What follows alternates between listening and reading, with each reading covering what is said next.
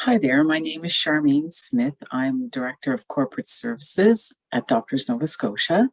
Thank you for taking the time to review this short education session on the Code of Conduct and Conflict of Interest policy and the Respectful Workplace policy. These are two very important policies outlining the expectations around the conduct for board and committee members. And the presentation will take about 15 to 17 minutes. So we'll get started with the Code of Conduct and Conflict of Interest policy. As a member of the DNS board or standing committee, we ask you to review the policy and complete the declaration every year. At the beginning of the year, a member of staff will reach out to you directly to ask that you complete your declaration and submit it. So you might ask, why do we need this policy? This policy is key to risk oversight.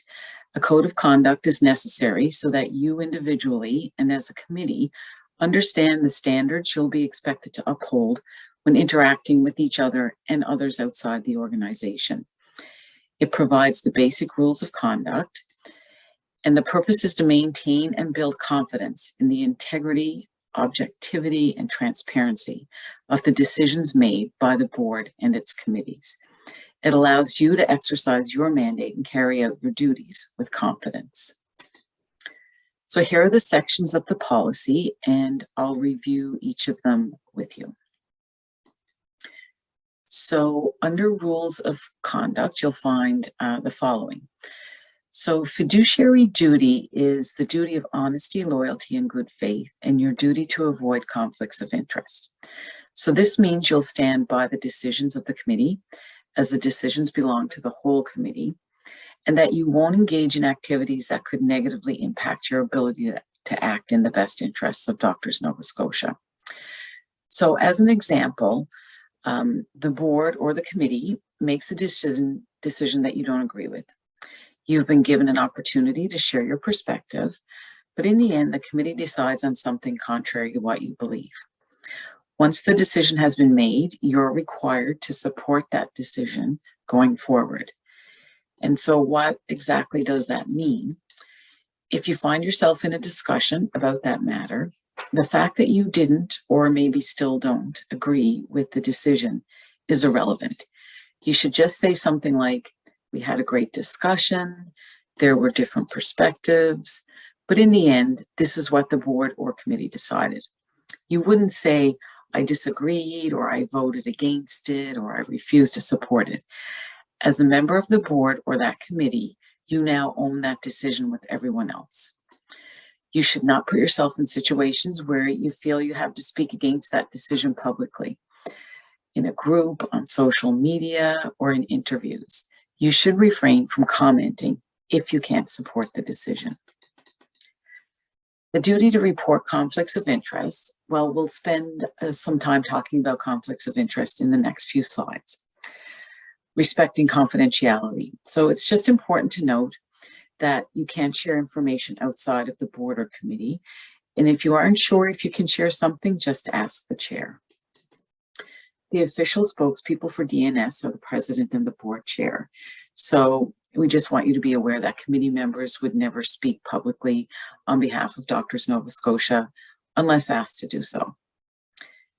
The CEO is accountable to the board and staff are accountable to the CEO. So for example, if you want to change something related to the committee's work or you disagree with the direction of the work, you would be expected to speak to Nancy, the CEO, or the board chair.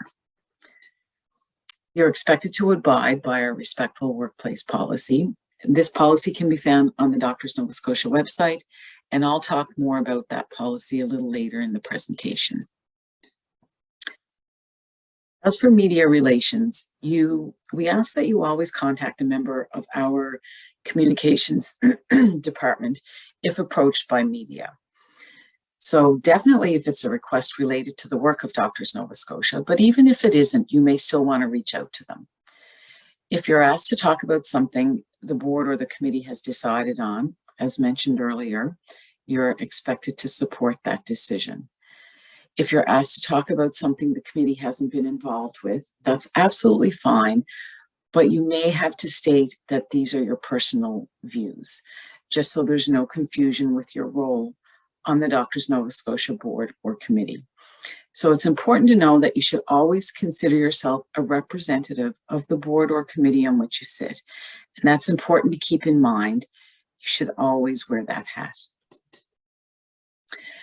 So accountability to the association as a whole, this again touches on your fiduciary duty, highlighted in the previous slide.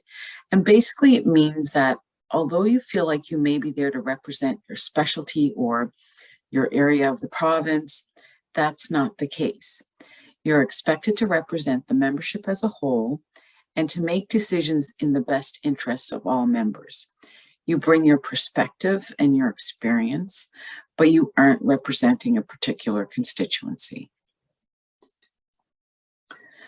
So a conflict of interest occurs when there's an actual, apparent, or potential perception that your ability to exercise your duty is affected by your private interests. So what that means is that you may find yourself in a situation where you may have competing interests or personal priorities, or you stand to benefit from the decision that's being made. It's important to note, no matter what type of conflict it is, it's still considered a conflict. And essentially, you should be aware that even if it doesn't feel like a conflict to you, it may look like a conflict to others. It helps to put yourself in someone else's shoes and maybe ask yourself, if my fellow board or committee members knew about my involvement with blank, would they think I'm in conflict? And if the answer is yes, or even maybe, then you should declare the conflict. There are some examples of conflicts in the policy itself, but if you aren't sure, just reach out to the chair to get some advice. There are different ways to declare a conflict. You should note any conflicts or potential conflicts when completing the annual declaration at the end of the policy. We ask you to complete that declaration annually because situations change, and completing it every year forces you to review the policy and think about it on a regular basis. At any point when you recognize, it could be when you see it on the agenda or at the beginning of the meeting, or even during the discussion, it's okay to get the chair's attention and say, I think I may be in conflict. And ask if you think someone else may have a conflict. You can ask them directly before the meeting or during the meeting. If it's making you feel uneasy, then you should ask the question. The chair will decide if there's a conflict, and if it's not clear, the chair can put it to a vote and the board or the committee's decision stands. So collectively, the board or committee will decide. Some conflicts are really obvious. Others are a little gray, and some we may totally miss inadvertently. We all have conflicts from time to time that we manage. And for example, at the end of negotiations, board members decide whether to approve the terms of the master agreement that will go to the membership for a vote. And really, everyone in the room is impacted by or benefits from the master agreement. But in that situation, when would you be in conflict? You would be in conflict if you feel you can't be impartial and vote in the best interests of the membership as a whole. If there's something there that impacts you to a degree where you can't remain impartial, then you should declare the conflict. So you declare a conflict, and then what happens? You don't take part in the related discussion or vote, only if the chair asks you to. You don't attempt to influence the outcome of the matter under consideration, and you may be asked to leave the room or leave the meeting. You'd only be asked to leave if it's something really sensitive. And that may not be a decision of the chair or of the committee. It may be your decision. You may feel uncomfortable being there for that discussion. Declaring conflict doesn't mean you've done anything wrong, and being asked not to participate in the discussion by the board or committee or to leave the room doesn't mean they don't trust your judgment. It's all about maintaining transparency and the integrity of the process. We want to make sure our decisions are not challenged because of undue influence. So there's also a section in the policy around gifts and entertainment, and it just states that you'll not accept or offer gifts or entertainment or benefits that grant or appear to grant preferential treatment. And token gifts may only be accepted or offered in the normal exchanges common to business relationships. So a token gift could be something that a reasonable person would see as not influencing you to give preferential treatment. It may be a bottle of wine or some earbuds, but if somebody offered you a MacBook or a weekend getaway, then that would be concerning. And so if you ever find yourself in that situation, just reach out to your chair and they'll help you determine if it's appropriate. Alleged breaches of the code of conduct.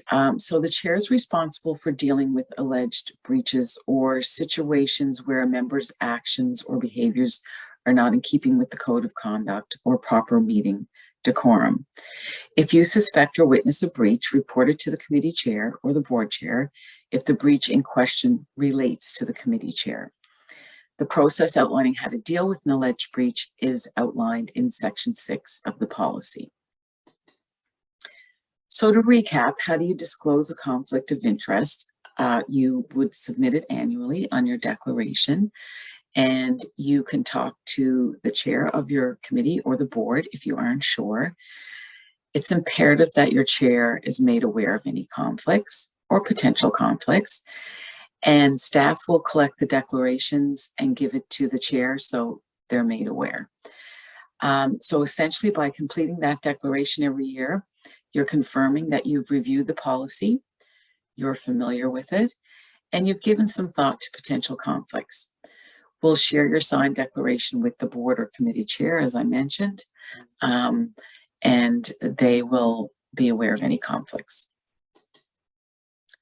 So next we'll talk about the respectful workplace policy. So this policy is for Doctors Nova Scotia Board and committee members. It's part of our commitment to provide a positive work environment where all individuals are treated with respect and dignity. Everyone has the right to work in a professional atmosphere which promotes equal opportunities and prohibits offensive behavior. And in the policy, offensive behavior would be defined as harassment, sexual harassment, or discrimination.